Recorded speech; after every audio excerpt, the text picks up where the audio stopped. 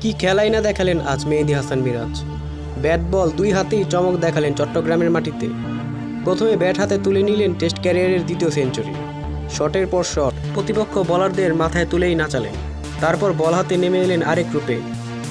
একজন করে ধস নামালেন ব্যাটিং অর্ডারের, নিলেন 5 উইকেট। সেঞ্চুরির পর 5 উইকেট, এক টেস্টে এমন বিরল কীর্তিতে ইতিহাসে নাম লেখালেন মিরাজ। বাংলাদেশের মাত্র 3জন খেলোয়াড় এই কৃতিত্ব অর্জন করতে পেরেছেন, যারা একই টেস্টে সেঞ্চুরি ও 5 উইকেটের মালিক হলেন। এর আগে এই কীর্তি করেছিলেন মাত্র 2 জন, সাকিব আল হাসান, যিনি 2বার এই রেকর্ড করেছিলেন, আর সোহাগ গাজী। আজ চট্টগ্রামে গ্যালারি থেকে শুরু করে অনলাইন স্ক্রিন পর্যন্ত সবাই একটাই কথা বলছে, মিরাজ ইউ বিউটি।